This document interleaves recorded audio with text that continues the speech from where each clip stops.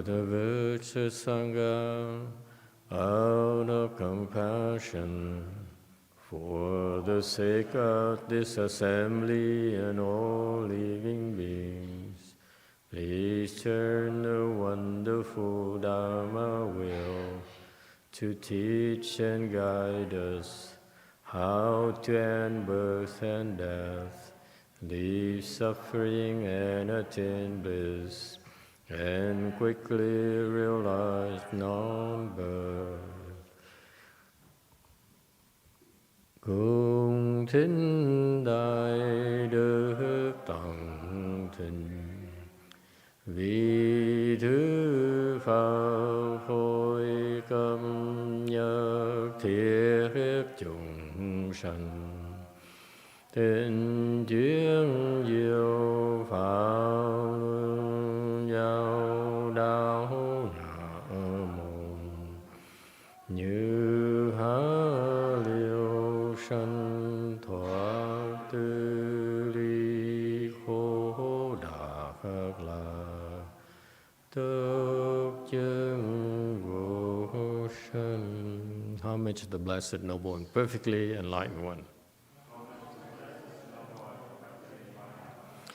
Nam mô Sananto Suchedo Ye Alahudi San Miao San Putos Ye.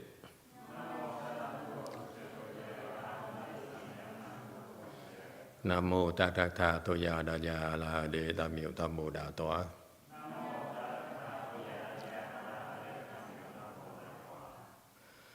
The unsurpassed, profound, subtle, and wonderful Dharma in 100,000 million aeons is difficult to encounter.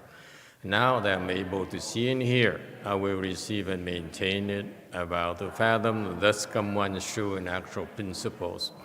Wu shang sheng sheng wei miao fa bai jie wan jie na zao yu, wo jin jie wen de shou qu yuan jie ru lai zhen shi yi. O Buddhas and Bodhisattvas, Venerable Huineng, Venerable YongHua, Venerable Left Home people, and all good new advisors, Emitofuo. Chư Phật Bồ Tát kính thưa Lục Tổ Thiện Nguyên Hóa Ký Thầy, cô và quý vị thiện tri thức A Di Đà Phật. Chư Phật Bồ Tát, Liêu Chủ Sư Phụ, Sang Rần, Cơ Wei Chư Cha Rần, Cơ Wei Sang Chư Sư Emitofuo. Today is the 25th of October 2020. We are here to discuss the 6th Patriarch Sutra. We are on chapter 8, continuing from last week. Last week I made a major boo-boo, so that's why today we're going to start with an apology. Okay, we don't have the Korean here, only Chinese. Last week, I think sometime last week, I used the word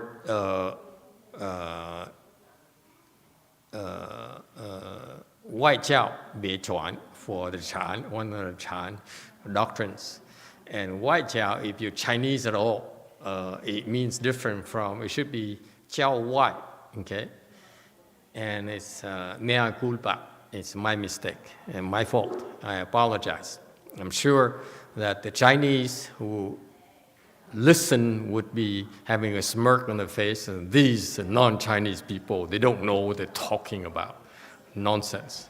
Okay, so I apologize. It's maybe the onset of Alzheimer's disease, I don't know. But it should be Jiao Wai, okay? And in the spirit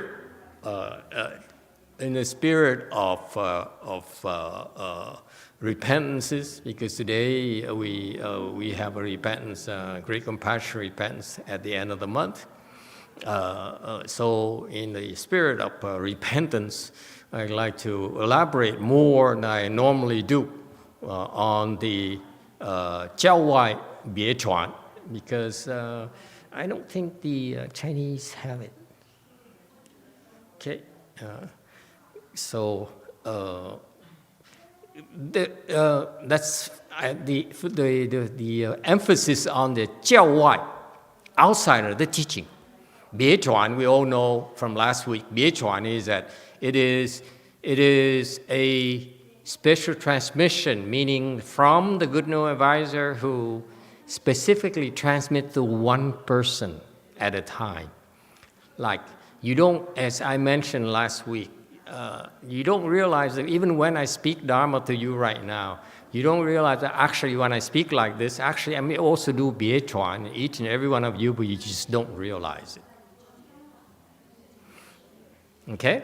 So the training is very subtle, and sometimes, like between the fifth patriarch and sixth patriarch, the fifth patriarch had to pull the sixth patriarch in because he's ripe. He cannot wait anymore. Okay? So he waited for a few hours, 5-6 hours until like midnight, past midnight, and for him to have a chance to privately teach the sixth patriarch and transmit to him the Dharma. That's called Bie Chuan. That's an example of special transmission. Is it clear? So Bie Chuan is nothing special about that, nothing new about that. But the Bie Chuan, very important in a concept in the world of Chan, is a special instructions, you will, to the individuals. It's Jiao Wai. It's outside teaching. Why is it called outside teaching? Okay, again, I could not find anything in Chinese that explains this or anything else. So let me elaborate for you to see if the Chinese still objects to my Wai Jiao Bie Chuan explanation last week. Okay, outside teaching, number one, it means, as most people can see it from the regular Chinese, that Jiao is the teachings. In Buddhism, Jiao is a jargon that means teaching. The Buddha, when he explains sutras, okay, that's called Jiao. Okay, he sermons, you will, in the non-Buddhist terms, okay, and Buddhist world. So it's a sermon. So the teaching here is what the Shakyamuni Buddha did in our world to postulate the Buddhist theories. So far, so good? Okay?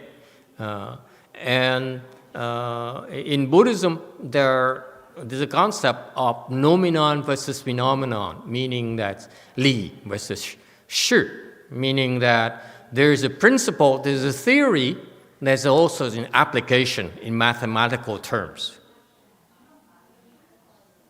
Okay, meaning, for example, if you're mathematics, you know, you go into mathematics, there are different fields. The fields of pure theory, like functional analysis. It's pure theory. It's one of the hardest fields in math.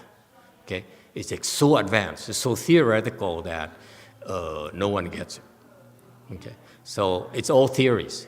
And then there's a field called applied mathematics, because that's what they use these mathematical theories and apply them for real-world solutions. For example, your TV set, the way that the picture on your TV set, okay, appears is because it's a mathematical mapping, okay, that occurs. Okay, so that's called applied math. Buddhism is a similar concept. Buddhism, the Buddha explains the principles to you, to us. It's called theory, it's called Noumenon, it's called Li in Chinese. So far, so good? That's a theory, okay? That everyone can read about, can consult the scriptures, it's all there. But there's also a phenomenon or shi, meaning that actually the applications of the theory, and they have to be hand in hand. Buddhism is a combination of both theory and applications. Noumenon and phenomenon. If you explain the noumenon alone, it's not enough. You cannot become enlightened. Okay, you have to have phenomenon. You actually have to do something with your body. Okay. So the noumenon is that you can read and you can understand intellectually, but phenomenon you actually have to do something with your body. That's why once you become enlightened, once you understand something, the Chinese have a concept of ti hui. Ti meaning that the body or the substance.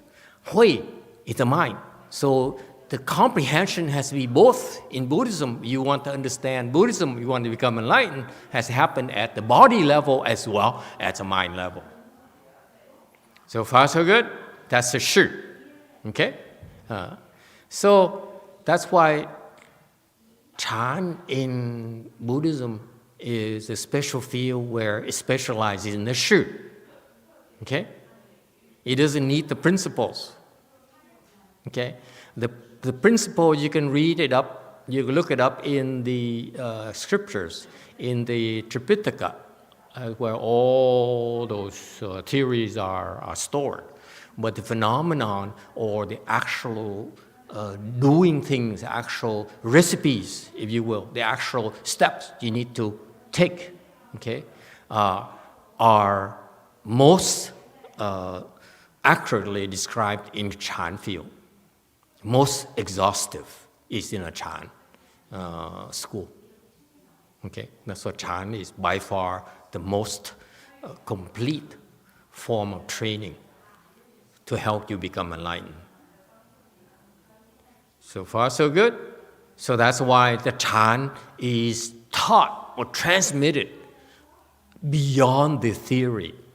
And the Chinese, the Chan school is very specific. It says what we're learning in Chan is actually beyond or outside all the theories that you can find.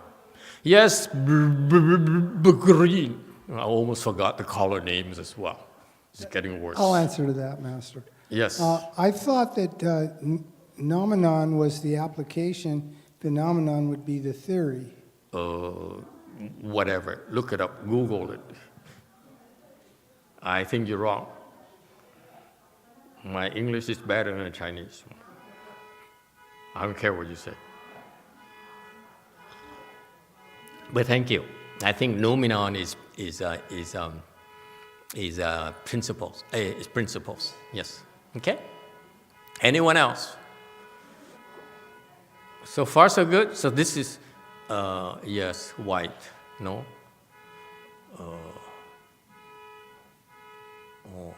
Okay. So that's why that's the standard concept of 教外别传 of the transmission of these instructions outside of the teaching. Meaning, actually, it means what is implied by there is that it's supplemental, like your supplemental property taxes. Anyone have a problem with that? Every month, it's like I have more supplemental taxes from San Jose. It drives me up the wall. Anyway,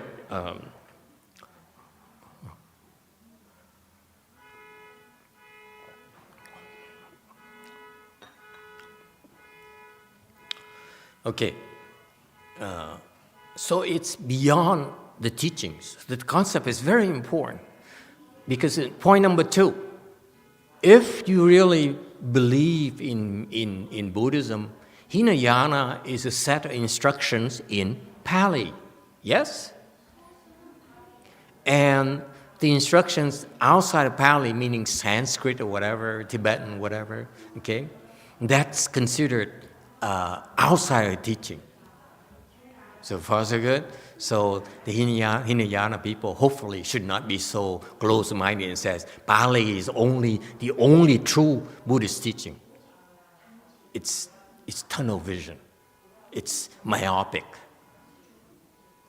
views. So far, so good. Okay. So in other words, Hinayana is Pali. So in the Mahayana, which is transcribed by Sanskrit, is actually outside the teaching, if you will. All right? Next. What about you Mahayana people? You Mahayana, Hinayana, by the way. Are you Mahayana, Hinayana? Hinayana? Okay, then we're done.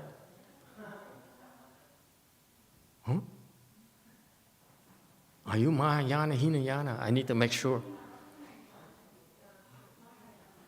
Mahayana, okay. Someone said Mahayana, okay. Thank you. They're not cooperating, after lunch and 3 cakes.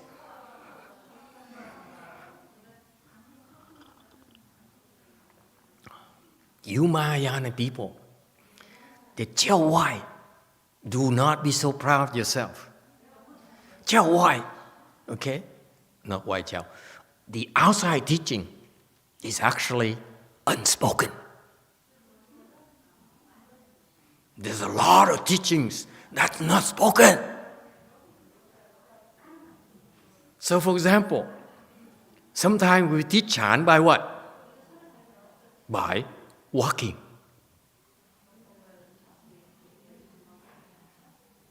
And you guys give me say, Master bothers me. He stops me on the street and say, can I correct you walking? And then after I corrected her walking, she ignored it. She walked the same way and walks away like that, same as before. Never mind. But the Mahayana teachings, actually, the outside teaching there, whatever you think you understand about Mahayana, is more that's unspoken, untranscribed. So far, so good? We're talking about real Buddhism, not just Chinese Buddhism. Chinese say, I have the Chinese scriptures, I have everything. No, you don't. We have the unspoken. You have the written, we have the unspoken. Okay? Am I being exhaustive enough for you? You can write a thesis for your master's degree on this. Okay? Your professor will be so impressed. There's no materials like this anywhere. And finally, in terms of outside teaching, okay? You cannot be, when you learn about Buddhism, you cannot be so restricted to our world only. Our world is one world among the infinite worlds in the universe, in the Dharma realm, as the Buddhists call it. And so whatever is taught here is more that's being taught somewhere else. Yes, it's the same, basically the same thing, but it has different flavors, okay, elsewhere. For example, there's a world far away, far away from the Saha world where we are, where the Saha world is known as teachings by hearing. No, hearing. You teach by hearing. Shakyamuni Buddha preached sutras, yes? Jesus gave sermons, okay? You teach by sound, okay? You learn by hearing. So far, so good? The other worlds, for example, I'll give you another example of a world so far away from us, so far away that even further than the Western Blissfield Land, unfortunately, I think. I haven't been there yet.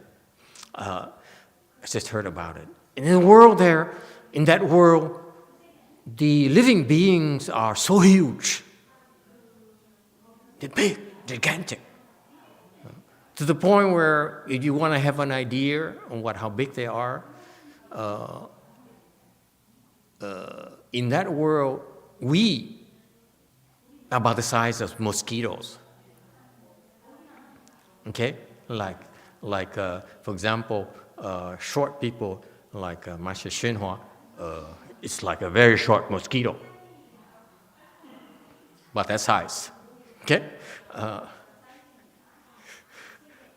And in that world, you eat rice, fragrant rice, and you finish the rice, and you become a fourth-stage arhat. I love to go there. You don't have to sit in full lotus. In the space of eating one meal, you become fourth-stage arhat.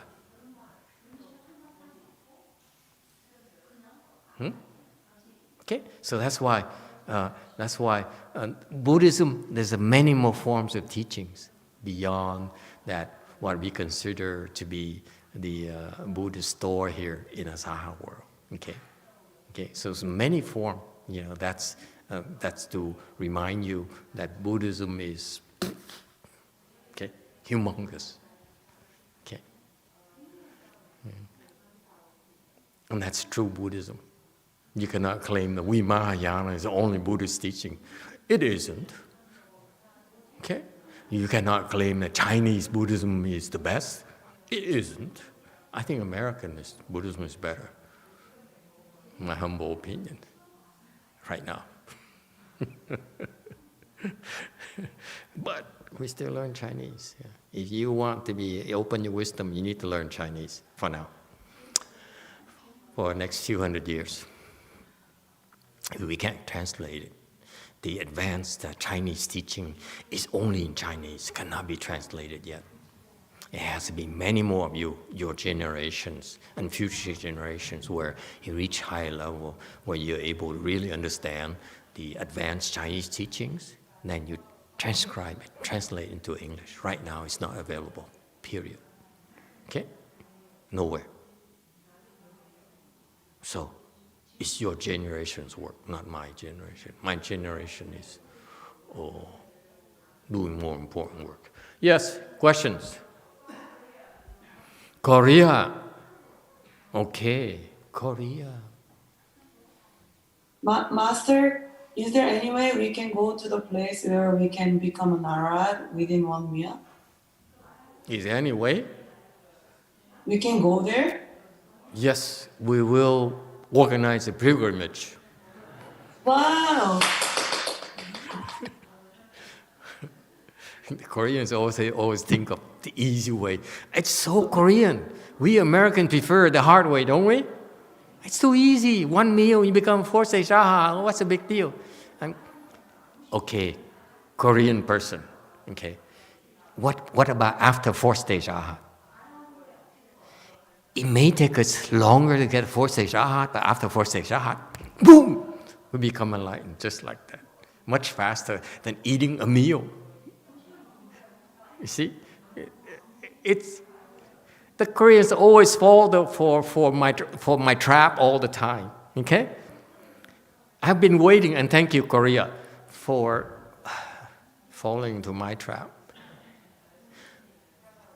Eating a meal is still too slow compared to certain teaching of the sixth Patriarch Sutra, guys. Agree or disagree? Thank you. Any other questions? Okay, if not, then let's move on. Okay, we organize a special pilgrimage for Koreans only to that world. Please sign up with Korea. Sutra text 47. Chu Cheng said, Great Master Sheng Xiu says that morality is abstaining from doing evil.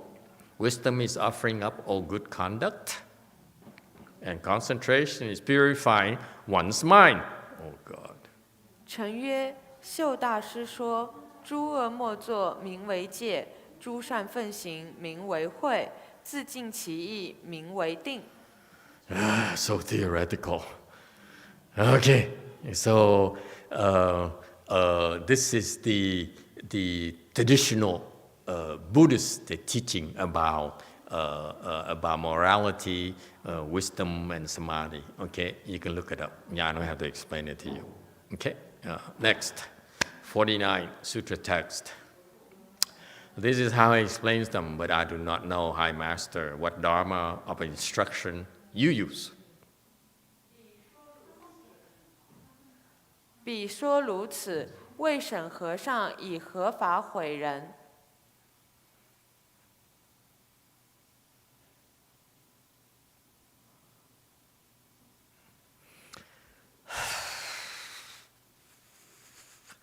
You don't translate Dharma instruction. It's not what it means. 依法, 以合法. Okay.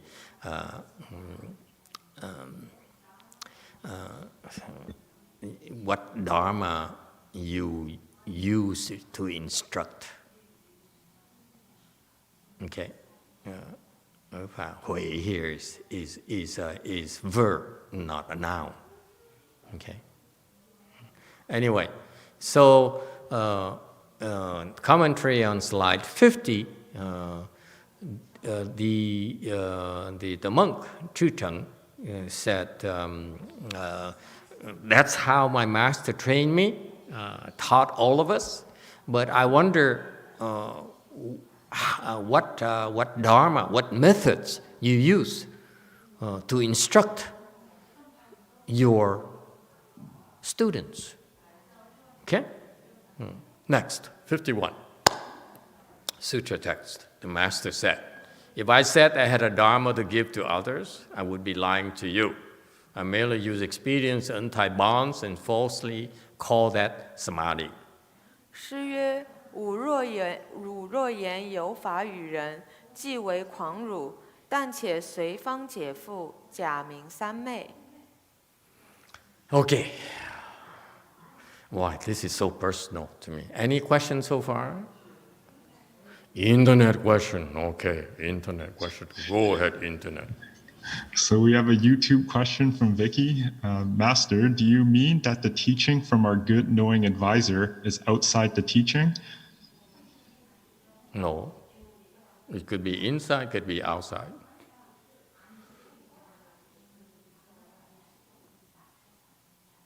But Chan, the Chan doctrine is outside of the regular teachings.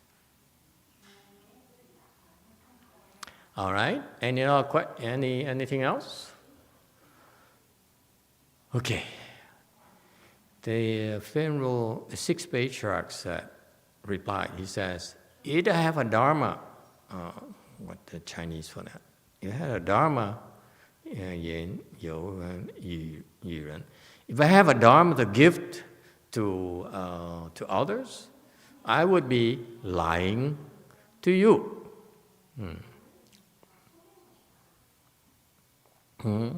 Chỉ vậy quảng rủ. Okay. Quảng. Okay. Quảng, does it have a crazy concept as well? Quảng has a crazy worry. Okay. Quảng, hey, Chinese people, Quảng here, does it have a crazy connotation or not? Huh? It's not just lying, right? It has to render you insane. It's not lying. Is it lying? Does Quảng has a lying? Has lying and also has a concept of making you insane. Yeah. Okay, excellent. That's exactly what he means. It's not lying. Okay? Okay. Let me explain to you. Okay. The Sixth Patriarch says, if he says to say that I have a Dharma to give you, to give to all of you, to any of you, that is would be to render you insane.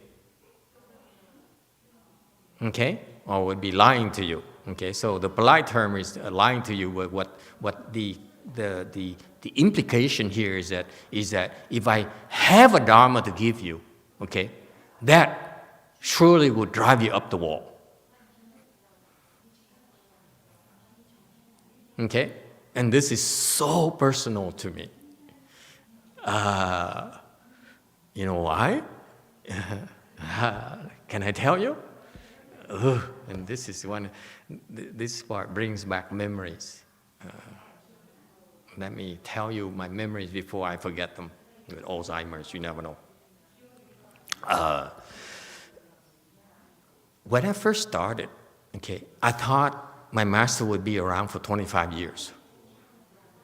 But he died within months. Okay?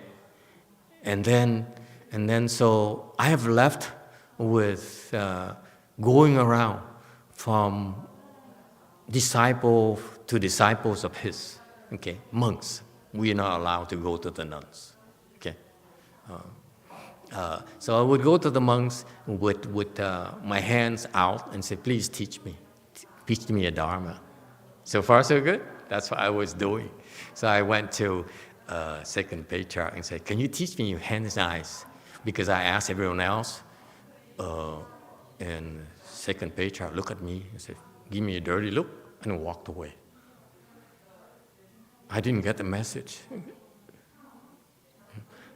But so I was going around begging for dharmas. Okay, and then I finally happened upon a monk who says, I've been with Master YongHua, I've been, studying from for 15 years. This is back then, this is 25 years ago. 15 years, and he taught me, I picked his brains and he taught me so many dharmas. So I was so happy. I said, my God, I finally found someone who knows about so many dharmas and who's willing to teach me. Okay?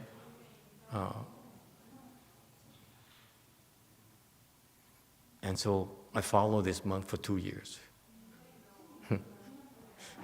So that's I didn't realize. I realized that someone should have reminded me that if you have a dharma to give to others, okay, that would render you insane.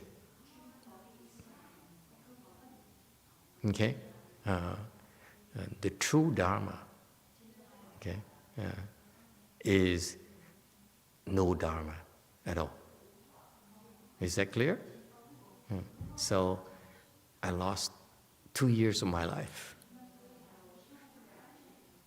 waiting around like a dog, waiting for a bone to be thrown in my direction. Now I give it to you for free. Gotta find and monetize this. I merely use expedience to untie bonds and falsely call it samadhi. And this is Chan right here. Okay? Remember when we say 教外别传 is that we actually transmit to you something. Okay?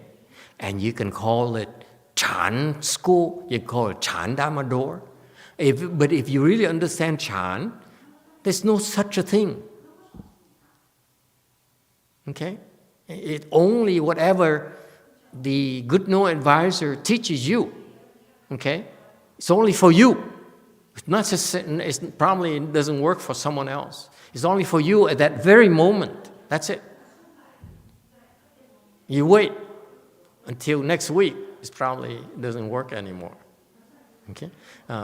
So, because what those Chan instructions, what Master Huineng gives to his students, okay, in the sudden teaching, is basically expedience. Okay, to untie the bonds. What does untie bonds mean? 随方解缚.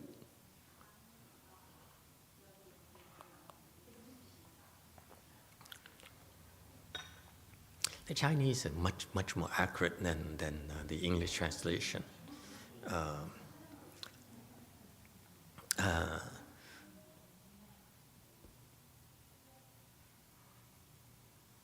It means that depending on the circumstances, depending on the conditions. Okay? Whatever I give you is, whatever I tell you, whatever I say, is simply to 解服, is to untie the bonds, to release your bonds, to release your shackles. Okay, and you can falsely call that as samadhi. So what does it mean? Okay, it means that, remember what I said about only the instructions only for you, because it's depending on the conditions. Okay, you're full right now, so the instructions would be: can you get up and walk around for 15 minutes? Okay, but in an hour you won't be as full, so you don't need to walk for 15 minutes anymore. You understand?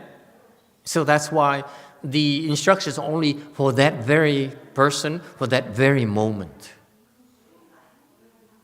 Okay? Designed to help you sever your attachments. That's what untie bonds means. And that's essential Chan. That's essential certain teaching. Okay? And because of that, okay, it will, you falsely call that samadhi, meaning that it will help you enter samadhi. So far, so good.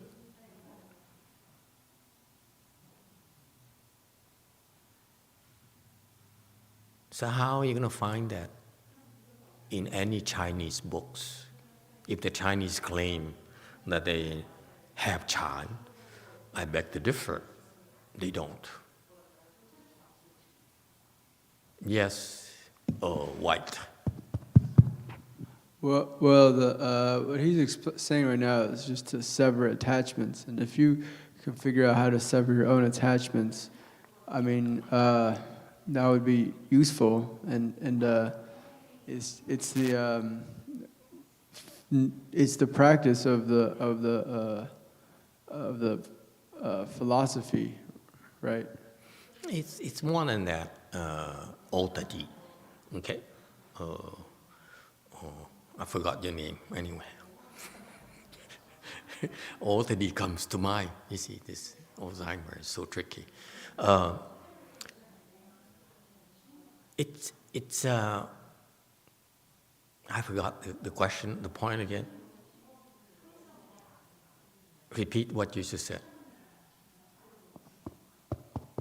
I just said that Sixth Patriarch is just saying to cut. He just cuts attachments, yeah. And if you can figure out how to cut your own attachments, I mean, it's not as simple as it sounds. What happened is that, let's say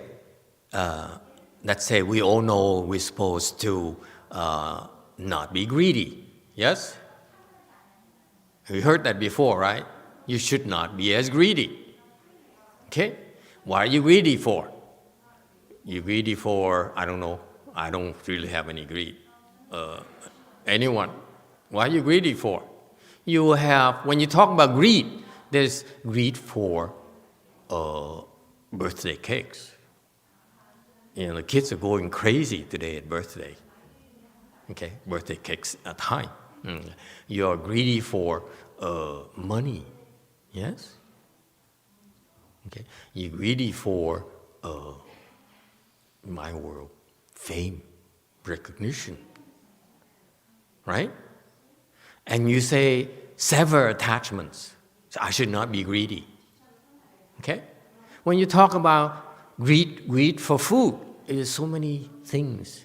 There's Neapolitan pizza, there's gelato, there is burritos, there's Wagyu steaks. Which one should we get rid of? You see that? My point is that it's not as simple as you think. If you're able to, you can't possibly get rid of all your greeds at the same time, can you? So it is the good knowing advisor who has wisdom to look at you and say, you should get rid of this. Never mind about the red cars. It's okay, keep the red cars for now. But stop eating meat. You see the point? The point is that, yes, you untie bond, you get rid of your attachment, but which ones? We have so many. So that's why if you sit there and say, I figured it out, okay, it might take some time for you before you can figure it out. Whereas the Chinese are very smart, smarter than us. We Americanized people, Western educated people, we say, I figured it out. There's nothing I can't figure out. Absolutely, you are right. You can figure out anything. Problem is, can you figure it out before you die?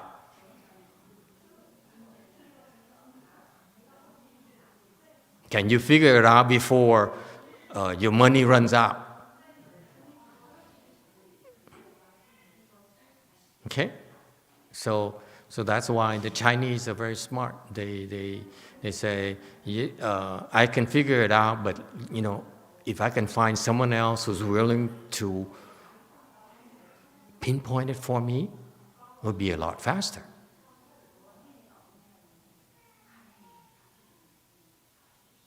That's Chinese Buddhism, Chinese Chan.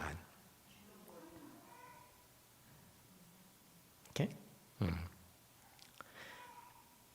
and falsely call that, and you use that Dharma and that and temporarily just use a name. And if you need to use names for your sake, we call it samadhi.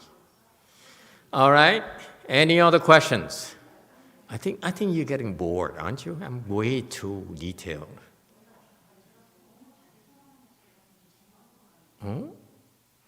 Just ignore and I get the point. 53, Sutra text. Your master's explanation of morality, concentration, and wisdom is truly inconceivably good, but my conception of morality, concentration, and wisdom is different from his. 如鲁师所说戒定慧，实不可思议，无所见戒定慧又别。 Okay. So on the commentary on slide 54, the sixth patriarch says, your master's explanation, morality, concentration, and wisdom is truly inconceivably good. Okay, that is true. Okay, it is true because this is what Shakyamuni Buddha tells everyone.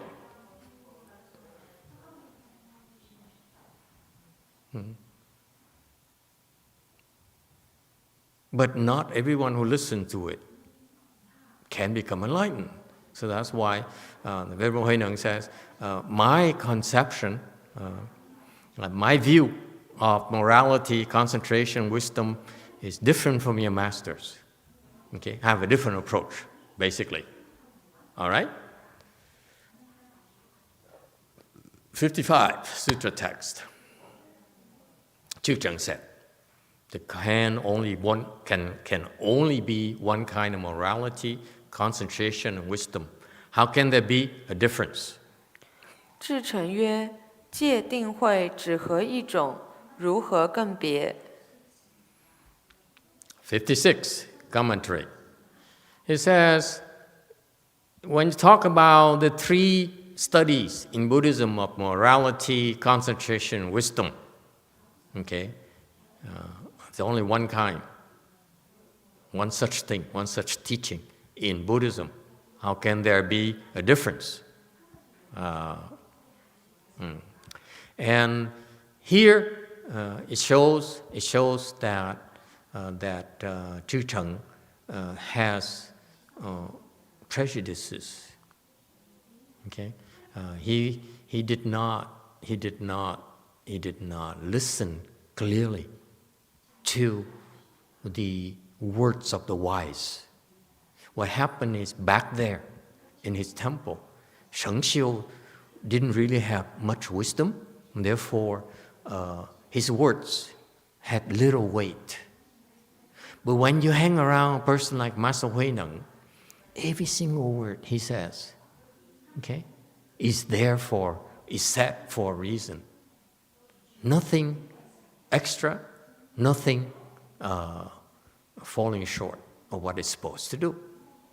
The difference is that Master Huineng says the morality, samadhi, and wisdom and so forth is very good, but I look at it differently. He doesn't say that my understanding is different. I just look at it differently. Okay? It's the same thing, but I look at it differently. You look at it, Sheng Xiu look at it from a theoretical perspective.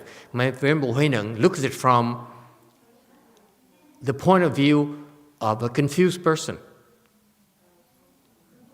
Okay? How to help a confused person understand. Okay? Open to wisdom. All right? 57, Sutra text. Master said, the Master's morality, concentration, and wisdom guide those of the great vehicle, whereas my morality, concentration, and wisdom guide those of the supreme vehicle. 师曰：鲁师戒定慧皆大成人，五戒定慧皆最上成人。 Okay. Commentary, slide 58. The Venerable Huineng says, your Master's explanation is truly the great vehicle explanation. However, my explanation about precepts, concentration, samadhi, and wisdom are geared towards helping or teaching those from the supreme vehicle. Okay? Now that I see why the Chan school is called Wu Shang Chan, because according to the Venerable Huineng, is supreme, it cannot be surpassed. Okay, meaning that you cannot be any sharper than this. You cannot be you cannot be surpassed. Okay, so that's why the Chan school again is called the Wu Shang Chan, Wu Shang Jiao. Okay, that is it is designed to help those who are extremely gifted. Okay? Any questions?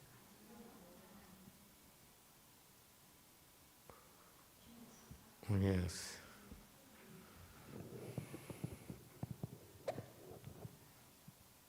Green. Master, would you say that in Mahayana, expedience can be superimposed over precepts? In other words, it seems to me in teaching, a release of attachments and to become unbound, and then to allow disciples to believe that that's samadhi. That's a falsehood. That is stated as a falsehood, which is a lie.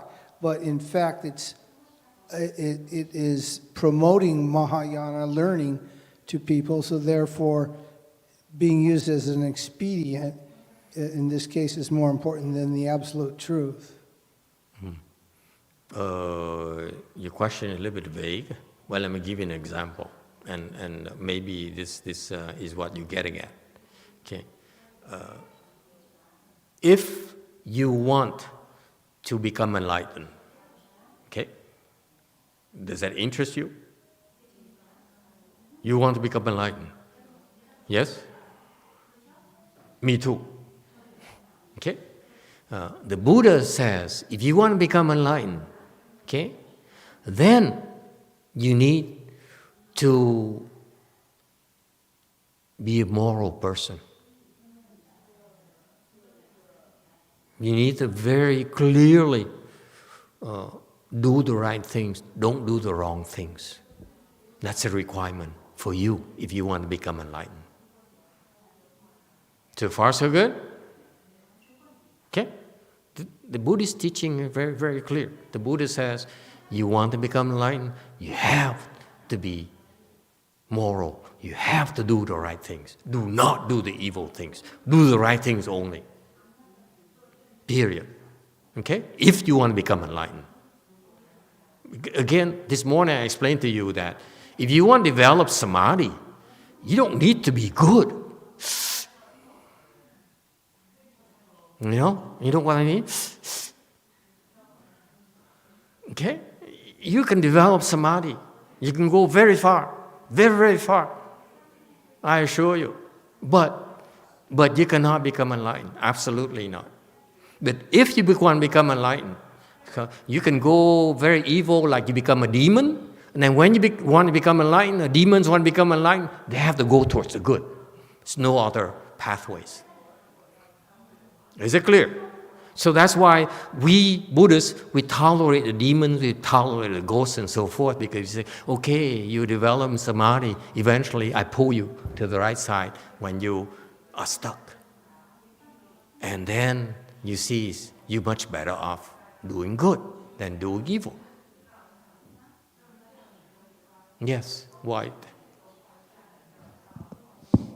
Yeah, you were saying yesterday that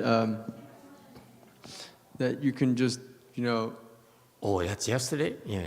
Or no, yesterday you were saying, you develop the blessings, and then you shoot up in your samadhi, and then you develop more blessings, and that shoots you all the way up. It's like that, right? Yeah. You cannot get up here and your blessings are here, and you go to samadhi levels up here. It's not possible. Okay? If your samadhi level is here, definitely your blessings got to be at least here. So far, so good? You cannot have a discrepancy like this. So that's why for you to improve, you can do either samadhi or you can do blessings. Shh, don't tell people, okay? Only in Way Mountain Temple, the Chinese don't even know that. Okay, you have two ways. You can build samadhi by blessings, or you can build samadhi by grinding it out. And like the Hinayana people, they grind it out. Okay? Us, we flip-flop. Okay? So we're a lot more flexible. Okay? So sometimes we grind it out, like a chanchi, we grind it out. But the rest of the year, we build up our momentum. So that, can you appreciate this? Right now, you're like this, right? So the Hinayana people, especially Koreans, they grind it out. They say, I'm going to sit, do song, right? Koreans, hey, you, hey, is that what you are taught? You grind it out. You go to the Son Bang, and then you stay there for 90 days, 3 months, right? Okay? And then you grind it out. Then you take it easy for 3 months. And you come back, you grind it out. So the Korean style of Son is they grind it out. Can you see that? Please, Sunims, disagree with me. No, I said disagree. Do not nod your heads.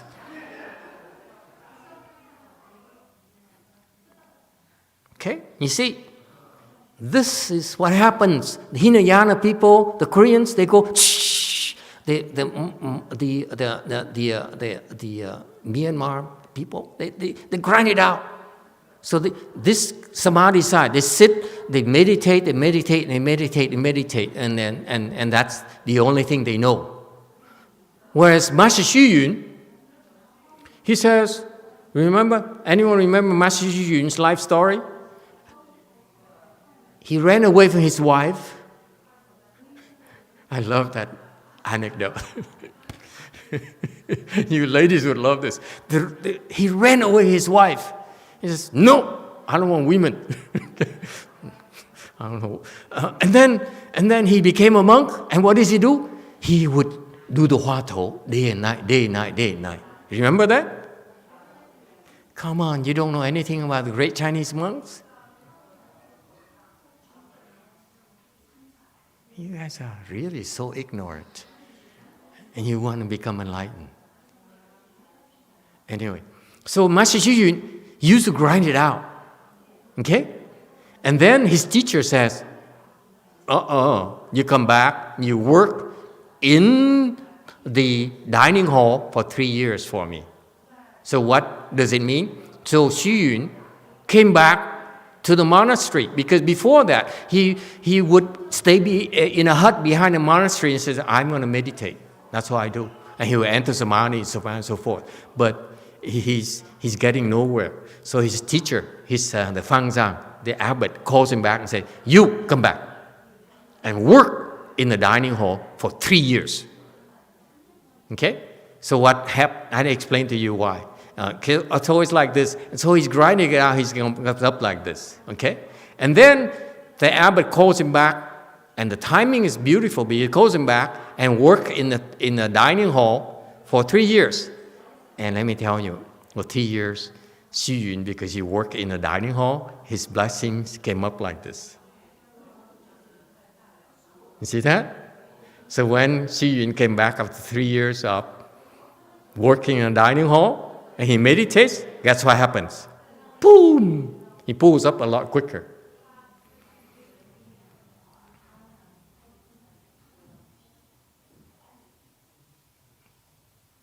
Uh-oh, 5 fingers. Master, do you remember I met a Korean monk nearby? No, I don't remember. Oh, he doesn't remember. You know the monk, the young couple introduced to me? Mm-hmm. I asked him because he looked so different within the last few years. And then he said he didn't go to Sampang.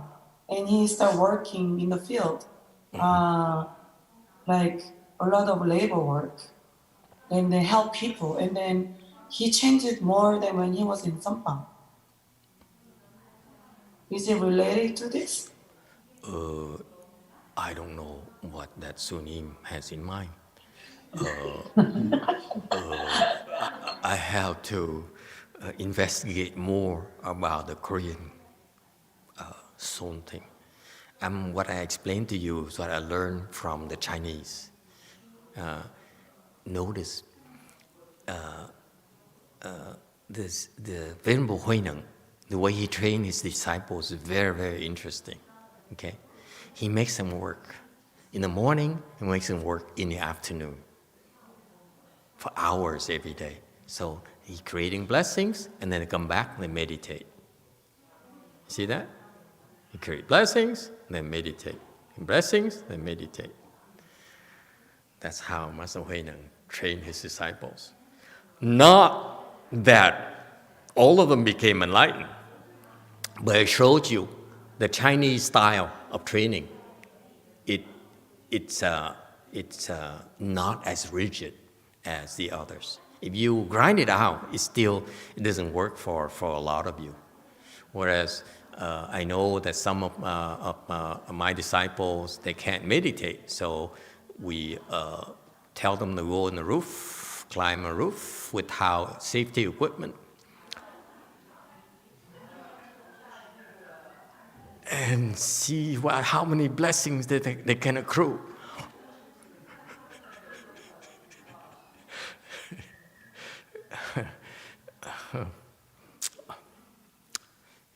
Talking about Black Lives Matter,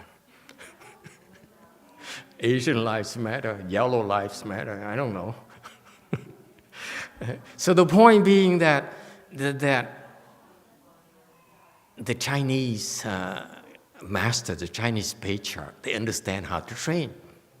And that's what I get my clues from. The people like Master Huineng, who has a track record of training disciples. Okay? So that's why you see that's why you see it works far better for more people. And you bring people to higher levels like Master Huineng did. Okay? Why are we here? I forgot. What is the original point again? You weren't even listening. Oh, well.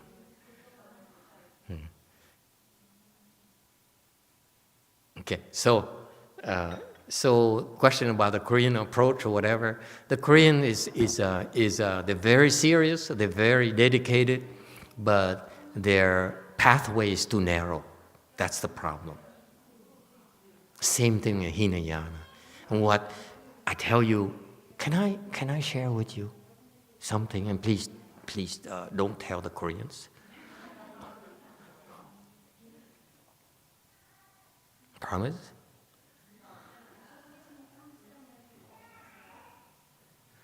The Thai monks, what's the difference between the Thai and the Koreans?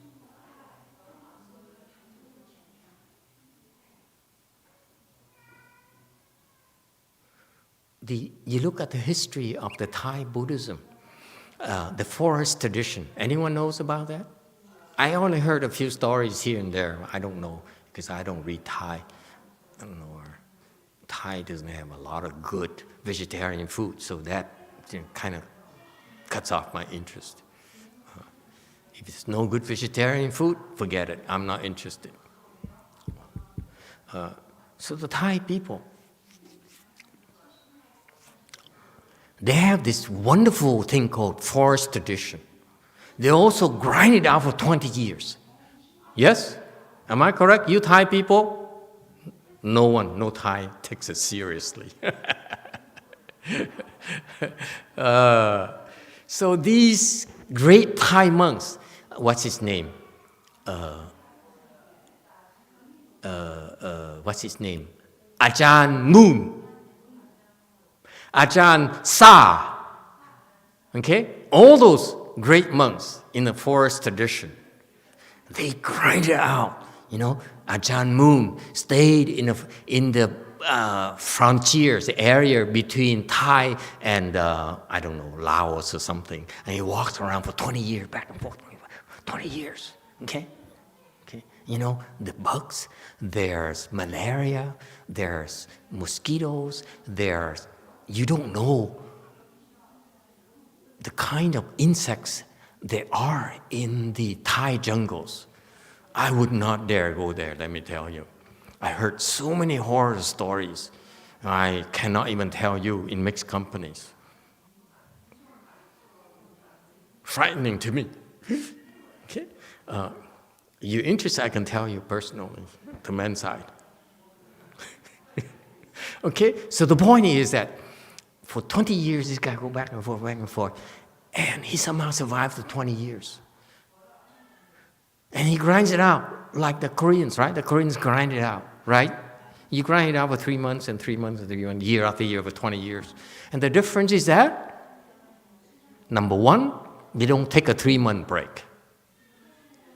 In a jungle, you cannot take a 3-month break. So far, so good? Okay? Number two, in a jungle, is a lot more dangerous in a songbang. That's the difference. Why the Thai produce the good arhats and the other systems don't. Okay? So now we know the Thai secret. Don't need to go to Thailand anymore. Bad food. Too sweet.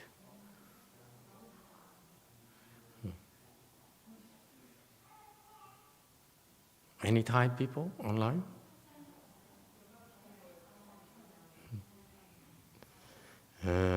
Okay, so that's why the Chinese is by far more flexible, more ingenious in their formation, their training of their disciples.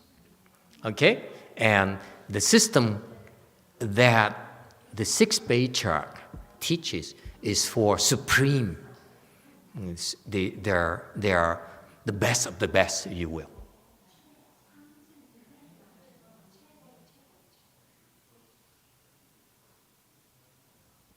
Okay, next, 59, Sutra text.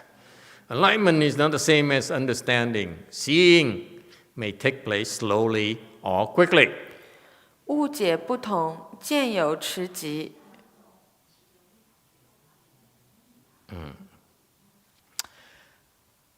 All right. Enlightenment is not the same as understanding. Oh, why is not the same as understanding? Can anyone explain to me? You can look at the commentary here, and you can say anything you want.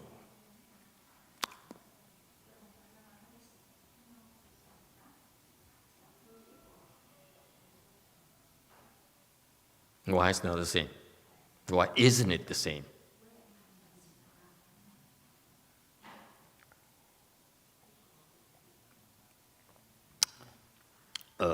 Gray shirt.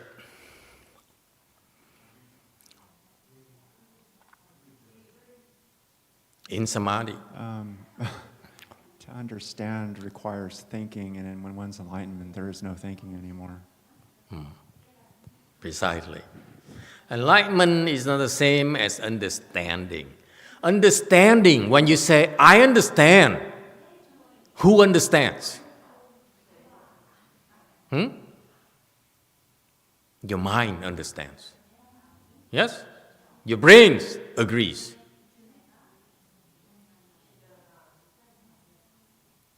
I agree. I understand. That's here, right? But enlightenment is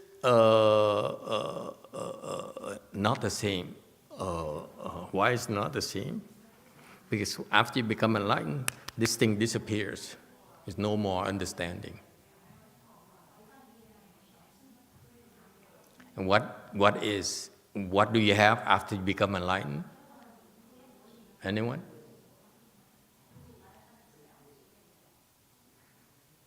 Okay, karate chop.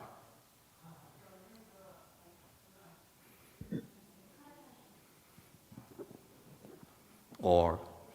Master, a majority of us is not enlightened. We couldn't answer that question. But some of you are. He said majority, meaning some of you are. So you don't know that you say, I don't know. Anyone?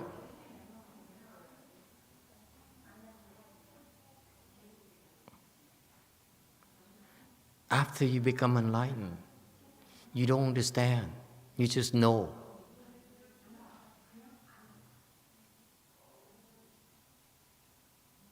Understanding, okay, requires your conscious thinking, your mental processing. Enlightenment is you just know. Okay?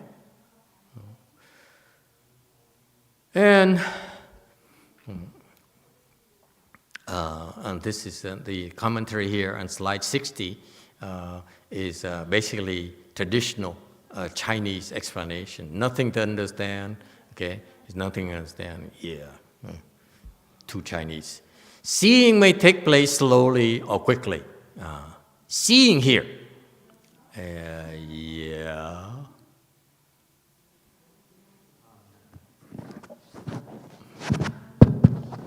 It's like the Noumenon versus phenomenon thing, right? You can know because you read about it, but maybe you haven't experienced it, so you're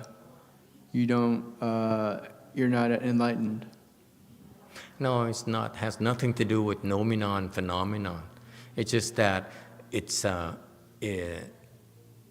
your understanding is based on mental processing. Enlightened people, they don't need to process anymore, they just know. Okay? They can't explain it to you either. They just know that it's going to rain tomorrow. Okay? And they start, they don't plan to go outside tomorrow. It's too dangerous to drive in Southern California where it rains. Okay? Seeing may take place slowly or quickly. Jian here is perception. Seeing seeing here symbolizes all your sensory organs, whether it's your seeing, your eyes, or hearing with your ears, or tasting with your tongue, or whatever. Okay, all those things, and that's what seeing here symbolizes. Your perceptions. Okay, you perceive can be quick or slow. Okay, and so this morning I walked to the lunch hall. I said, the first thing is pho. The smells like pho. And I sat down and said, oh no, it's moon ball. Okay, so the first, the smell came very quickly. It was the wrong smell. So. All right, so next, 61 Sutra text. When you listen to my explanation, is it the same as Sheng Xiu's? And the Dharma which I speak does not depart from the self-nature. 汝听吾说，与彼同否？吾所说法不离自性。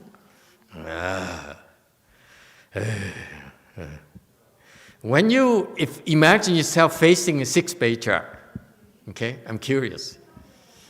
And he says, assuming you've been talking to him back and forth about precept, morality, and wisdom, and now at this point, the sixth Patriarch looked at you and says, what I just explained to you, is this the same as what you read before, what you know before?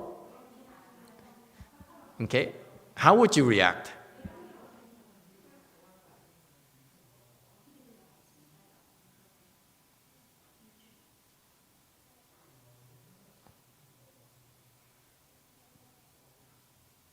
My point, okay, I'm not having good luck with you today. Yeah. Too detailed. Okay, we do shallow for the rest of today's lecture. Because you guys are, what are you talking about? Because remember I started with the apology and I went overboard. I went at the high gear, so now the rest is too high gear for you. Okay, we have to scale back. He says, listen, when you listen to my explanation, does it feel the same to you? He's talking about feeling. How do you feel? Okay? You feel it's the same thing? Because of course you don't understand. I just established to you, your teaching, you don't understand about morality, precept, and wisdom the way I understand it. But when I explain to you, you feel different or not? Okay? I tell you why you're going to feel different. It's because the Dharma that I teach is based on the self-nature. This is sudden teaching again.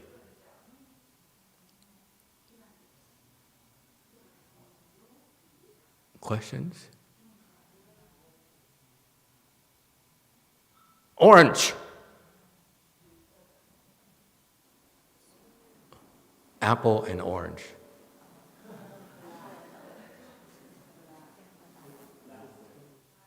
Black is better. Okay.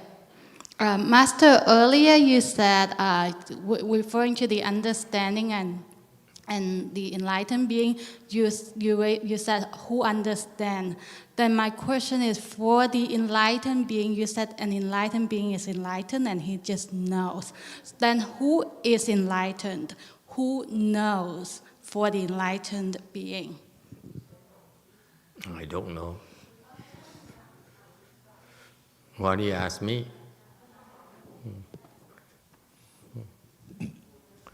Nice try.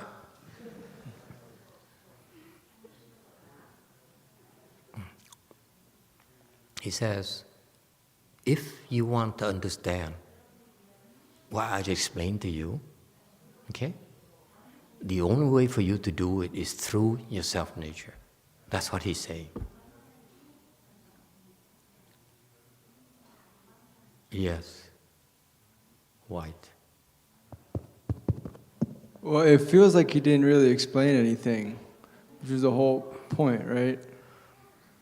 That's the whole teaching right there. Sacrilegious.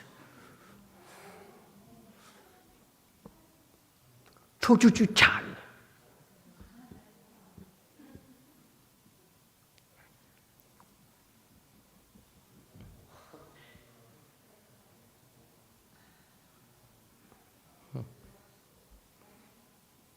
Don't explain to him, just do it.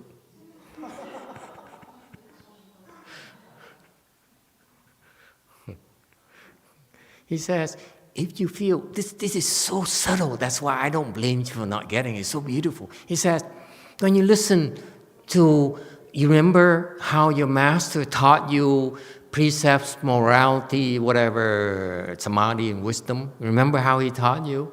And the way I just explained to you? It feels different, right? Okay? It feels different because that's your self-nature right there that feels the difference.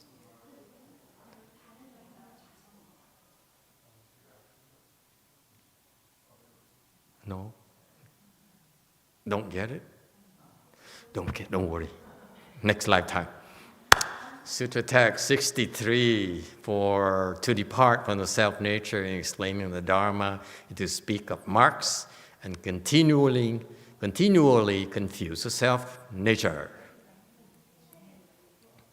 离性说法名为相说，自性常迷。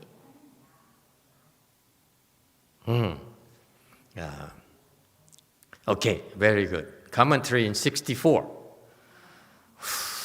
I don't know how to scale this down. Now I'm bored. You guys don't get it. So why am I talking to you? Go shopping.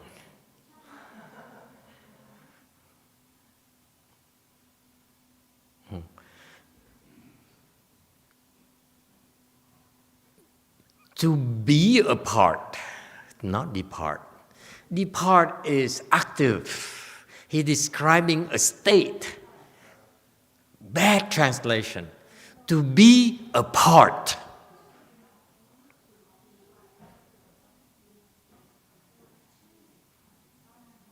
Are we making the correction here? To be apart from a self-nature in explaining a Dharma is to speak of marks. He says, let me translate it for you. He says, the way your master teaches it, okay, is he's teaching about the marks. And because of that, he's confused and you're confused. How is that for translation?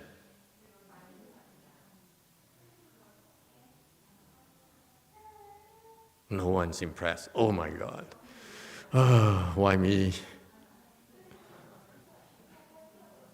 Go to the army. Go to the other side. God.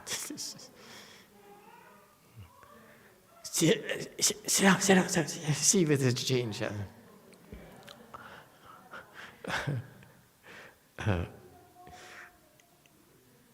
You understand that? You know, wait for her. before, until today, up till last weekend, when I explain these profound things, you go, I see people doing that. Now everyone is sort of became in samadhi. Okay, so it says, this is quintessential certain teaching. That's why you don't get it. It's okay. Let's move on. Sutta text 65. You should know that the 10,000 dharmas all arise from the functions of the self-nature, and that this is the true morality, concentration, wisdom. Listen to my verse. 须知一切万法皆从自性起用，是真界定慧法。听五记曰。66. Commentary. And you should know that the functions, okay, and this is when you become enlightened. That's when they start talking to you about functions and use and all those things, okay? Don't worry, okay? It says the 10,000 dharmas all arise from the functions of the self-nature, okay? Meaning that everything you see in the physical world, okay, are basically originated from the self-nature. Okay, don't worry about the terminology too much. Okay, and if you see that, okay, then that is the authentic, the true morality, concentration, wisdom. What?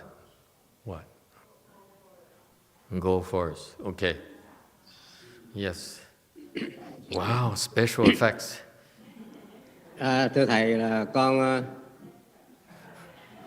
con hiểu là về cái giác ngộ với cái thầy nói hồi nãy suy nghĩ cái đầu và cái biết mà bằng tự tánh á, là cái biết bằng tự tánh nó đến mình không có chuẩn bị, không suy nghĩ thì nó ập tới như sét đánh vậy. Còn cái suy nghĩ mà mình suy nghĩ bằng cái đầu mình, nó từng bước mình nghiền ngẫm mình nó ra cái đó.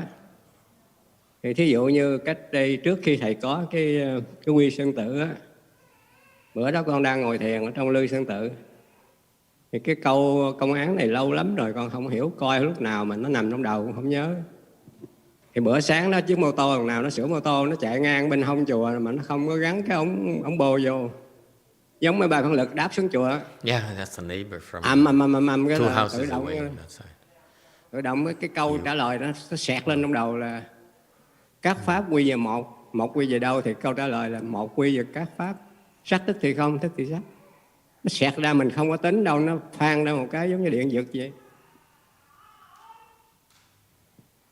Mình không có chuẩn bị, không có nhớ câu đó hồi nào đó, mà nó nằm trong đầu rồi. Lúc đó nó do cái tiếng động mô tô nó chạy ngang, mình đang ngồi ghét dạ, nó bộc ra.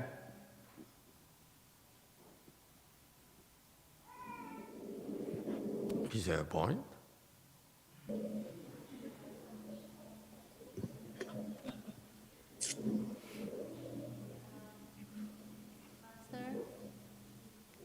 Master...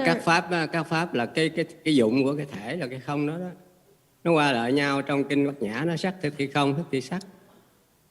Mà trước không hiểu, tự nhiên tiếng mô tô nó chạy ngang, là hồi nào mình đọc hồi nào không nhớ nữa, từ đâu nó chen ra rồi mình hiểu.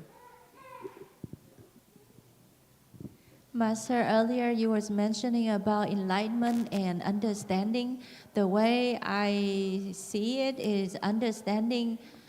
When you become enlightened, whatever you know, it just comes as quick as a lightning struck you. And then compared to the thing that you understand, it may be stay in your mind, and then you have to think about it, you have to contemplate over and over again, and then one day you will get it. So for example, before you have Way Mountain, I was staying at Lu Mountain, and I was contemplating on a Công An. I did not understand, but then during the Chan Chi, one morning there's a car that drove by, and then they make like a very, very loud noise, and then suddenly I understand about that Gong An. And so that's why it come to me like it was struck like lightning come. So that's why I can tell the differences. And then he was saying something like, basically after you understand, and then mark is emptiness, and then emptiness is the same as mark. I'm very happy for him. You have show class, you know. Yes. Green. On this question, Master Sixth Patriarch, my brain's not working, but he's asking this question, how they feel with his Dharma as it connects to their self-nature. It seems like it's a contradiction because, or a trick question. I mean, if they respond to it, it sort of says that they don't know what they're talking about, that they're confused. It seems to me that there is no answer to that. There's no what? There's no way of answering that with words. If they were responding to the teachings from their previous master, then that would be thinking. And what's your name again? Mary Jo? It's almost a test. Very good. That's why the construction is so beautiful. That's why you guys don't appreciate it. I broke my heart. I mean, this Sixth Patriarch teaching is so beautiful. He says, when you listen to my explanation, how does it feel?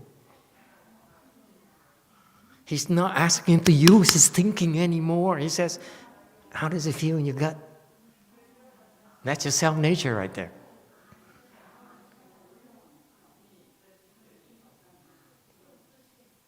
You see that?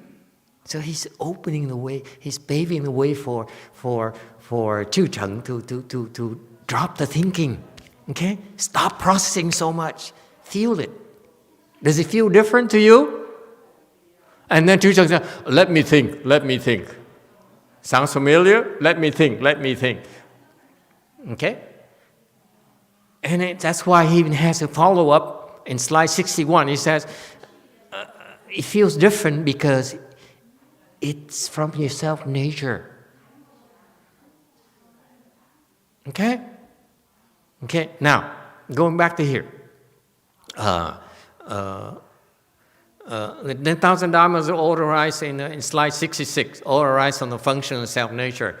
You read it everywhere. And the Chinese keep on talking about that, and the Koreans and the Japanese, they have these. It says the 10,000 dharmas, the Huatou, the 10,000 dharmas return to one.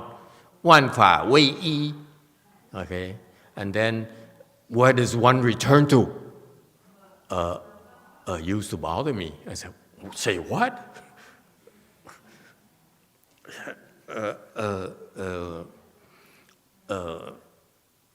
And if you do the Huatou nowadays, you're gonna go crazy. Okay, so this is why when you do Huatou, you have to be careful.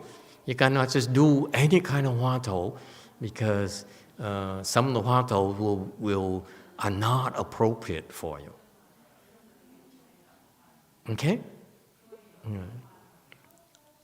So, for example, my Chinese professor, okay, who listens in every now and then, I don't see her anymore. If someone tells her to do that Huatou, the 10,000 Dharma goes to one, where does one go to? She probably will go into demonic states eventually. Okay, so that monk, the venerable monk from San Jose says he was wondering about that, and all of a sudden he came around. Good for him. Okay, and it's so fast as lightning. And my immediate response is that you call lightning fast? Too slow.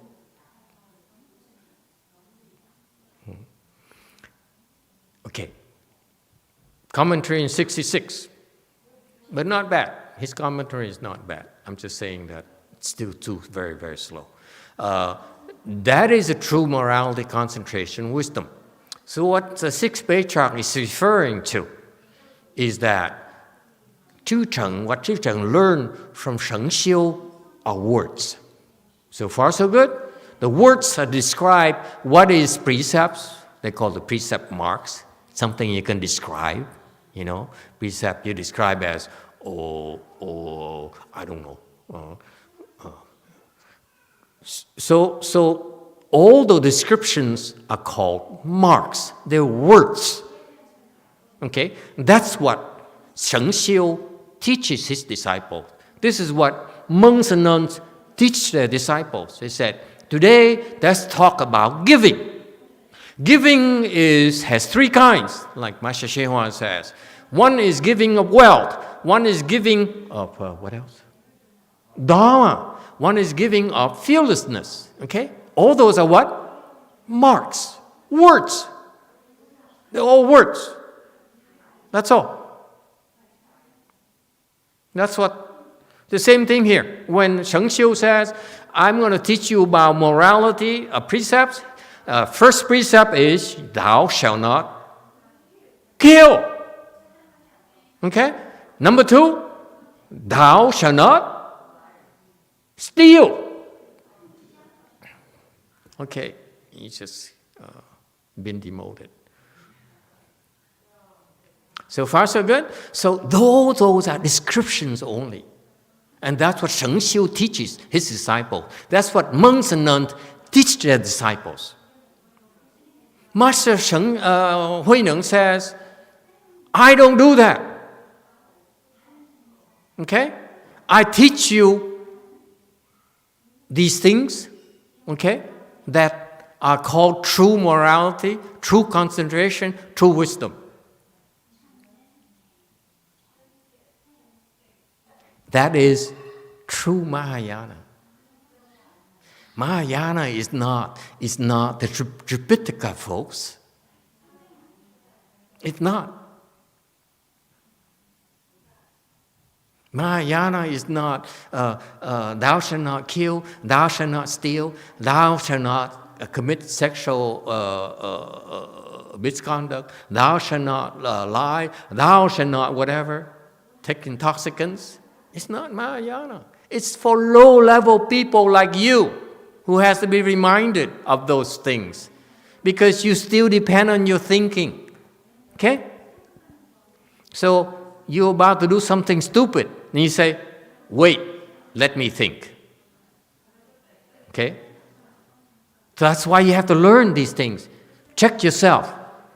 Before you pick up a $5 bill in my temple, you see on the floor, on the ground. Think. Does it belong to you? It doesn't belong to you. It's called stealing based on the precept marks. Yes? So you need that to help you not get in trouble with Master. Okay? But the Dharma that Master Huineng teaches at his way place is a Dharma that is called true morality, true concentration, and true wisdom. It's different from Sheng Xiu teaches. It's different from when did you go to which temple? Don't name names. The last temple you were at, it's the same thing. It's marks. It's not true morality. It's not true concentration, not true wisdom. So far, so good? So he has to state that. Okay? He says, what you learn is just simply words, marks, descriptions, that's all. Okay? What I'm teaching you, what we're practicing here, is true morality, it's true concentration, it's true wisdom. That's the only thing we practice here. Yes. Black. So, Master, can we understand from the teaching of the six patriarchs is that the teaching from the patriarchs is like we cannot separate morality, concentration, wisdom because they all together from the self nature and from the big picture. but the teaching of the other master is like from each angle. It's from the mark, so we cannot take the whole picture inside. So we have to go to the order from the precepts to the samadhi and to wisdom. Is that right?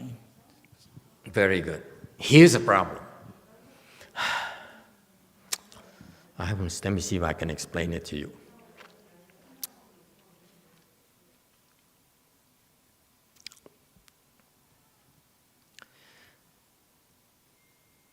If you at Shengxiu students level, okay, you come in here, you come to his Shengxiu temple, and you say, I want to become enlightened. They have ideals. You cannot tell them they don't have ideals. They are very, very ambitious. They want to become enlightened. They want to help crossover living beings. Wonderful people, as Mr. T says. Love them all.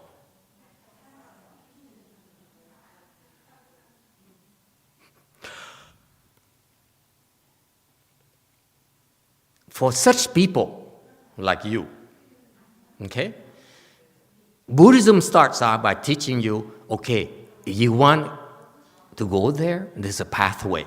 It's called the way. And the way is lined up by something called precepts. Thou shalt not kill, thou shalt not steal, and so forth. Yes? There's a way. That way is described right there. Okay? So far, so good? That's what Shengxiu teaches.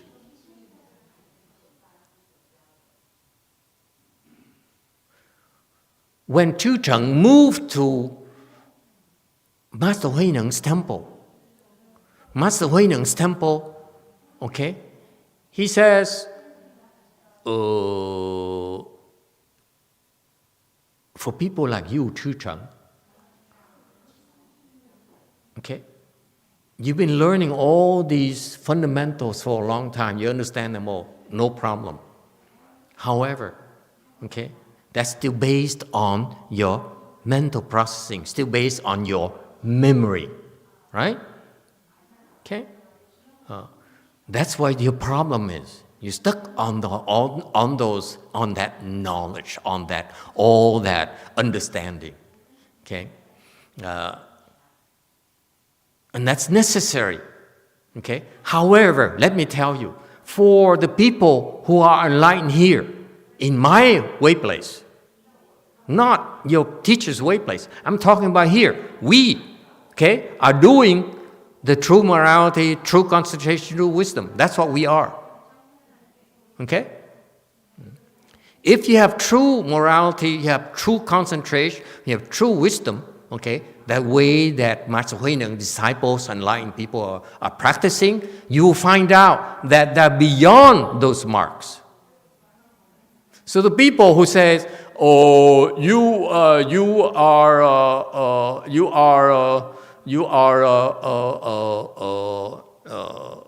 don't understand precepts, son." Okay, then those people are Shengxiu's environment. So far, so good? Okay? And it's necessary for those low-level people. Okay? But the way Master Huineng, they have to be careful here. Master Huineng also teaches such people, but he also has to teach high-level people, enlightened people as well. You see the problem he has? You see?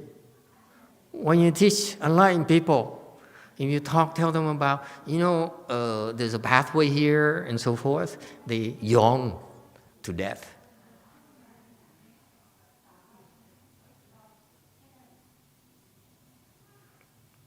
Okay? And you talk to these people, the superior, supreme roots people, you talk to them a little thing and say, can we move on? Black.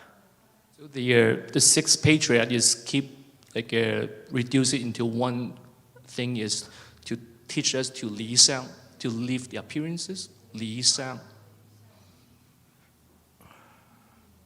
Li what?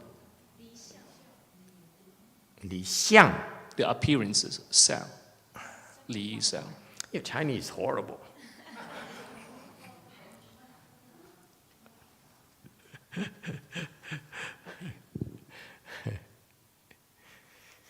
No, what's clever about Master Huineng's teaching is he says, what you learn is for low-level people. So far, so good. Everyone understands that. Even Tu Cheng understands that. Tu Cheng is convinced that, okay, he's right. My master is for low-level people. So far, so good. And he says, on the other hand, my supreme roots people, what I'm teaching them is true morality, true concentration, true wisdom. That's all you need to know for now. So far, so good? That's all he's saying. And that's why he's so clever. He says, your world is low-level people. You need your pathways. Okay? Okay? Because otherwise you get lost. But my world, my superior, supreme roots people, they are practicing what I'm teaching them is something different from your masters. It's called true morality. It's called true concentration. It's called true wisdom. That's all you need to know right now. There are two worlds. So far, so good? That's why it's called sudden teaching. Okay? And listen to this verse. Don't overanalyze. This is why it's so clever. You don't sit there and say, let me think. Let me see. Can I rephrase it for you, the situation?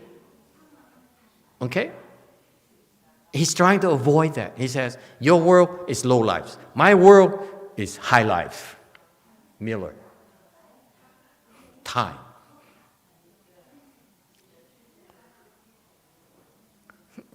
These Asians, they're so boring, aren't they?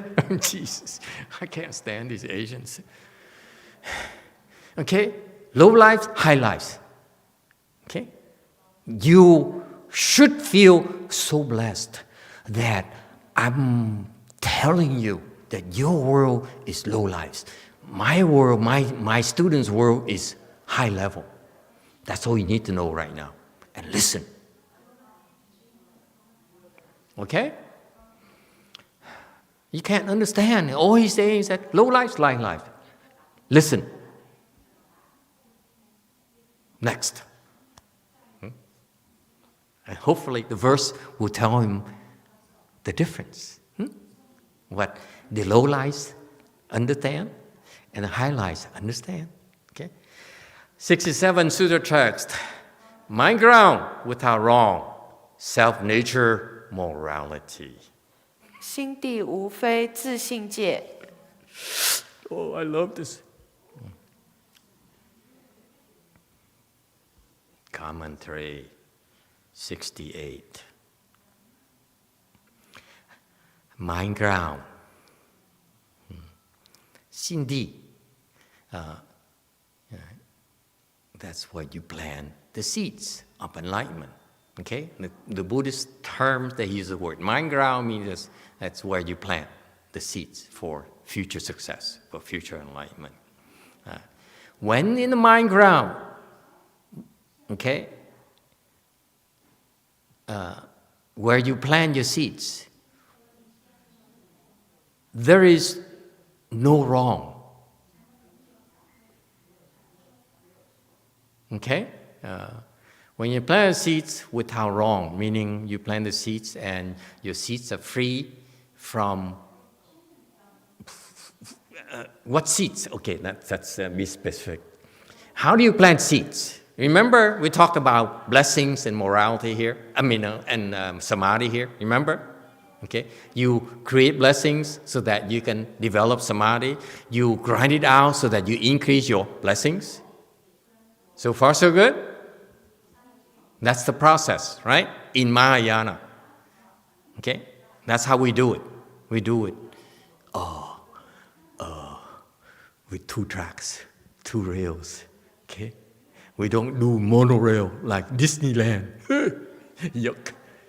We do 2 rails. Okay? Yeah. Samadhi. Bring samadhi. Boom. Like this. Blessings. Boom. Like this. That's our secret. So far, so good? Okay. So he says, so how do you plant blessings here? He says, this is very clear. He says, you plant blessings, right? You plant blessings. When you create blessing, when you mop the floor, when you put money in a donation box, please pay attention to this.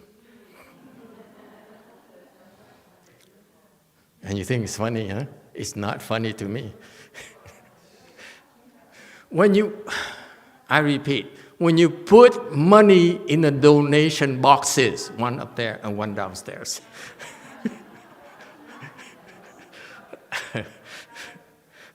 Okay? When you do that, you're planting blessings. That's mind ground. So far, so good? When you do that, you drop money in the donation box. Are you scheming? With how wrong? Are you scheming? Meaning what? You put a $5 bill in there, hopefully not only $5 bills. Okay? $100 bills, that's it. Okay? When you do that, are you doing it because you say, I'm doing this in order for me to increase my blessings? Who does that? When you drop in a $100 bill, or more than $100 bills, do you say, I'm doing this to increase my blessings? Someone who does that, raise your hands, please. Assume you give a $100 bill, come on. Don't be such tight wads. or check. We take checks. Okay? I'm asking you, when you do that, your mind says, especially your Asian mind says, I'm increasing my blessings. I'm investing in my blessings. I'm investing in my, getting a promotion, getting more, better jobs. Who does that? Okay? That's a mind ground with wrong. Is that clear? Whereas Master Huineng says, you come to my temple, there's no donation box. Okay?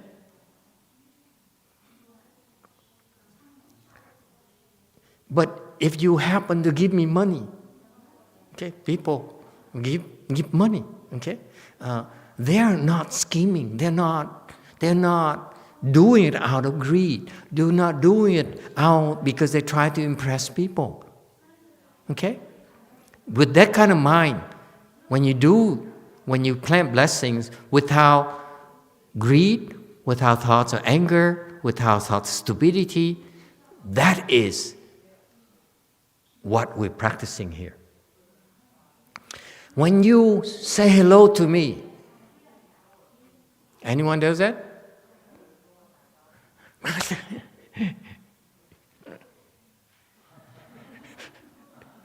See people like that around the temple? Okay? Like this to make sure the master sees you. What does master do? Because master plants more blessings than you. You hear, but master is going underneath you. Because master is also as greedy as you are. You think you're getting better than me? No, I'm better than you. My point here is that don't do those things because you're scheming to gain some benefits out of it. That's a mind that's withdrawn. Anyone? Okay, yeah, I bet he's gonna have a lot of questions. Should I give money? Absolutely. You give a lot more until it's no more wrong. Green, God, still have question? I thought that's the only question you're gonna have. Well, Yes, Green. I was just going to comment that kind of giving without that negative thought, I mean, that has to be a work in progress, I assume, as you... Precisely, that's why I say keep on giving more and more and more and more, and you get so used to it, say, oh my God, I have no more money left. Okay? You think I'm kidding? Why do you think we keep on leaving a donation box there? Because you don't get it. You have to keep on doing it and doing it to the point where you stop thinking about it. You see that? If you are not used to do that, you say, what am I doing? Do I supposed to stick in this opening here? Or do I give it to Master? Make sure that he associate this envelope here with a face. Yes? Or maybe I write down my name. And if you do that, I'm very upset because you're ruining my red envelopes. I have to buy new ones. Because imagine you write it down and we use it again, and the next time I get it, oh, it's from the same person. Wow, this person is so generous. Yes. YouTube question. So we have a YouTube question from Tiango. Could Master explain what is markless giving? What does it look like? Beats me. I'm just like you. I'm trying to draw attention. When I go to other temples, I make sure that my red envelopes looks nicer than all the other red envelopes. What happens? He says, it doesn't matter, Tiango. It doesn't matter whatever people say, okay? Whatever you think it is. All you need to know is that for these people, Master Huineng's superior, supreme roots people, they do it without wrong. That's all you need to know. It's not something you need to understand. You just need to know. Remember the word understanding? See, Tiango is trying to understand. And Master Huineng says, all you need to know is there's nothing wrong when they do it. There's no mind of greed. So what does it mean? If you say hello to me hoping to get on my good side, stop it. That's all. Don't say hello anymore. As long as you say, did he notice me? Okay? Then stop saying hello.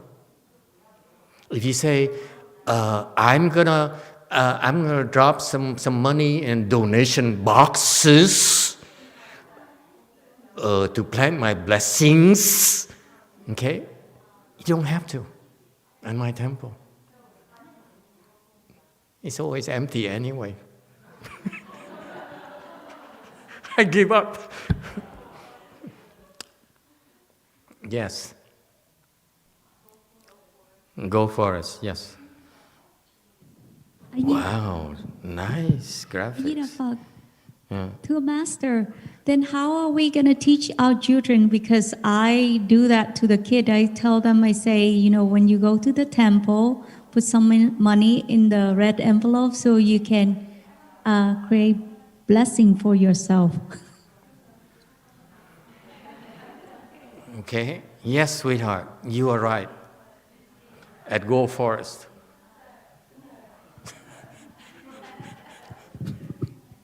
Yes. I'm so touched by that. No one ever says that to me. Yes. Master, if there's no donation box here, how will we low life be able to have a chance to escape? I just explained to you there are 2 donation boxes.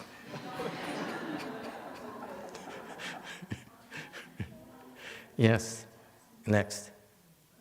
Go for us. Yes.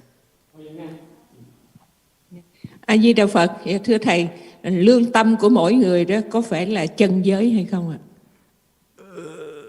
maybe this Vietnamese, they ask too deep a question. I don't understand those questions. Too deep. No, talk about something simple. Okay? Next. Anyone else? Oh my God, we're running out of time. I need to go shopping. Yes, black. Quickly. I'm used to teachers, and she said whenever you go to a temple and you incense, you need to drop a donation box, money. Otherwise, you are incensing on somebody else's behalf. You're Right. not creating blessing for yourself. Right. So what do you call that? Bless her heart. Next. Korea, yes. 5 fingers. Bear paws. It looks like bear paws to me. No fingers, just paws. Yes. Master, the lady in San Jose, when she teaches the children how to donate, can she just tell them that the money will be used for good cause instead of this money will create blessings? Then, they don't have Don't to. explain too much, just keep on giving. That's my suggestion to you. Here, would you like to know why? Here's what happens. The question that all of you are trying to get to pick my brains is, how do I do it without wrong, right? How do I do it without greed? Yes? Am I correct? You want me to answer, right? How can I give without greed, without all those anger, stupidity, right? That's all you want to know. Get to the point. You don't know how to ask questions. How am I going to answer you? Keep on beating around the bush. You know why these people, they can give a check of $1 million? Okay? Okay, $50. Jesus. Okay. How can you give money and have nothing in your mind? How can you give money that you are not, that you don't even think about it? It's because your blessings are so many already.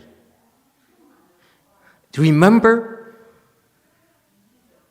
when you became a millionaire, and shame on you. Those of you who became millionaires, okay? Well, after you had $1 million in assets, do you worry about $1 anymore? You don't, right? You say, it's only $1. What's the big deal? It's funny, one of my ex-disciples,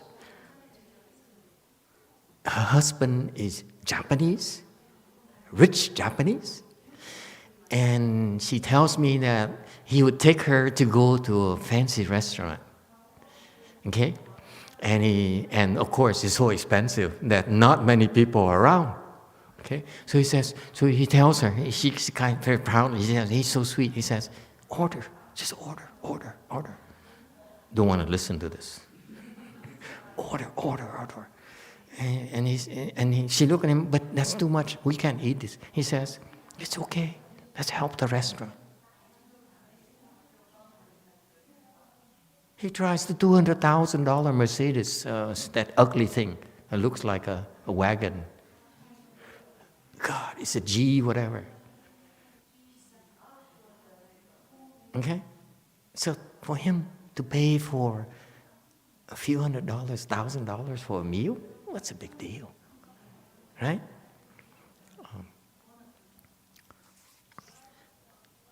Do you get the point? The reason that you have no thoughts of greed, anger, stupidity is because you have so many blessings already. It doesn't affect you anymore, no matter how much you give. Because you have so much of it. You're a billionaire. You give away $1,000. And praise the Lord. You don't even think twice about that. Let's face it. The reason you keep on thinking, especially you, both people, You can never forget that you were both people before, no matter how much you have. It's because you don't have enough yet. Both people. Does it answer the question of my sweetheart in San Jose? Okay? Yes, you teach your children to give money in donation box. Absolutely. And that's a good teaching. Okay? Because if they keep on doing that one day and do it the right places, one day they have so many blessings they can just give without thinking anymore. Until then, every time you give, you have to scheme. Yeah? Because she says, oh, I need to increase my samadhi, I better give some more. You see this?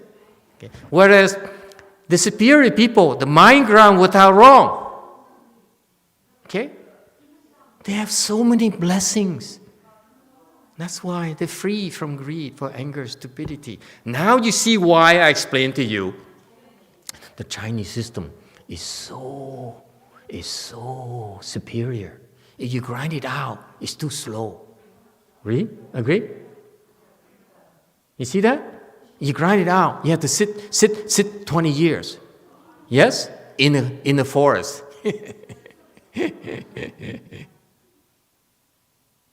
Whereas, if you plant blessings somewhere, in a few blessings like Master Srinivas, you get my point? You donate to Master Srinivas, give it to him, give him a red envelope. Too late now, okay guys, he's dead. You can't do that anymore. You give it to him, okay? Your blessing is going to be like this. Whereas the Hinayana people, they're grinding out. It's too slow.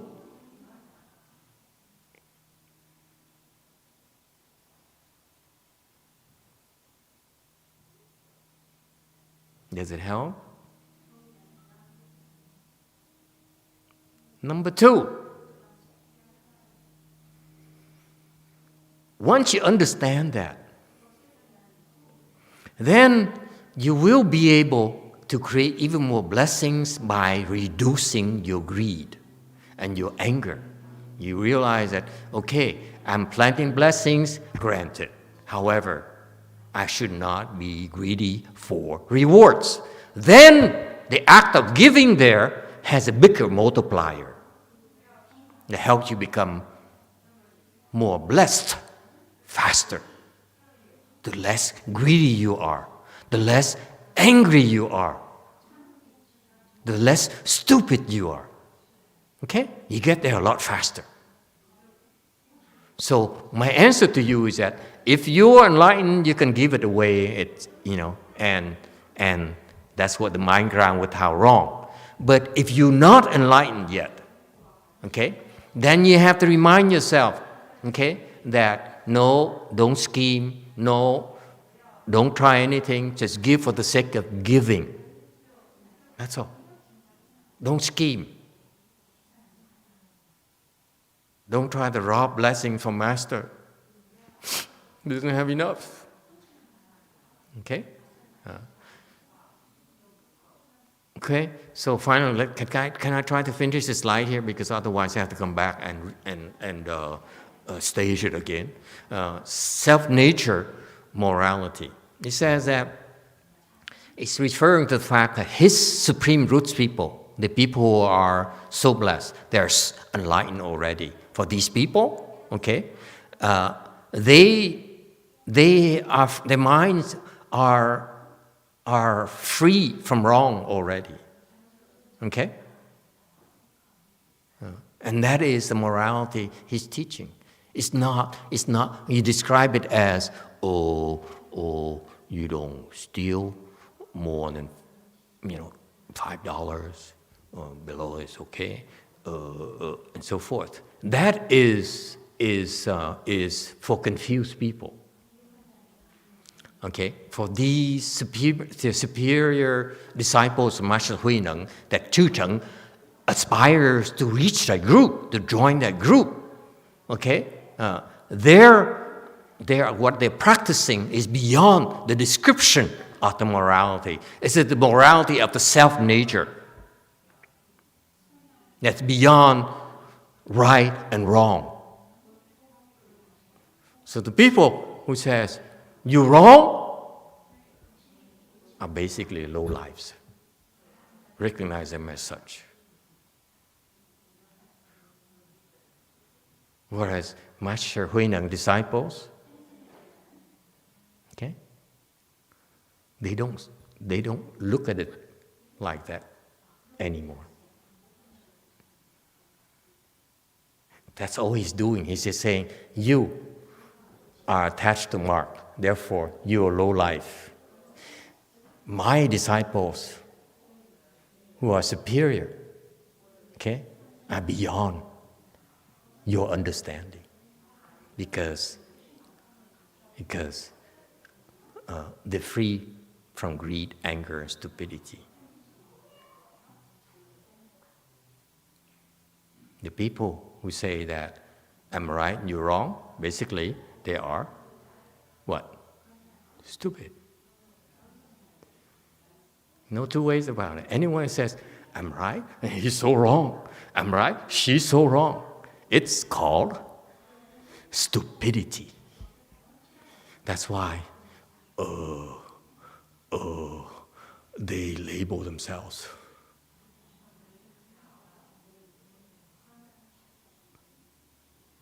Do you get it?